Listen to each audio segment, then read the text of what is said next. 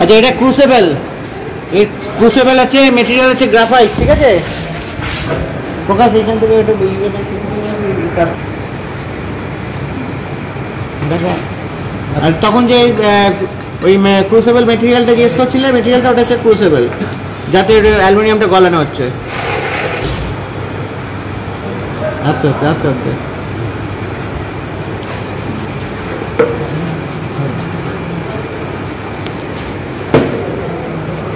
আস্তে আস্তে করো। দেখো এদিকে সামনে দেখো।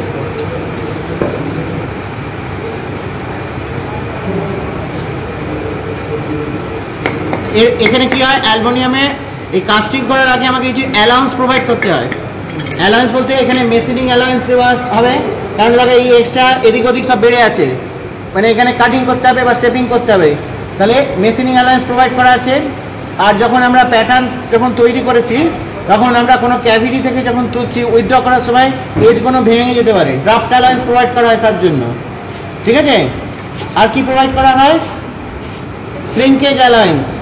শ্রিঙ্কেজ অ্যালাউন্স বলতে তোমার এই যে ধরো গরমটা ঢালা হলো ঠান্ডার বালির মধ্যে, একটা শ্রিঙ্কেজ হবে, তো সেই অ্যালাউন্সটা প্রোভাইড করে দিতে হয় আগে থেকে। ধরো আমার মেটেরিয়ালের ডাইমেনশন হবে 40/20, আমাকে এই এতগুলো অ্যালাউন্স, ধরো মেশিনিং অ্যালাউন্স বললো ওভারঅল 2 মিলিমিটার, মানে 40-এর ওপরে এদিকে 2 এদিকে 2, 44 হলো। তার উপরে তোমার ড্রাফট অ্যালাউন্স বললো 3 ডিগ্রি, মানে ওটাকে 10 যেটা করে ওটা বার করতে হবে কতটা গেছে আমার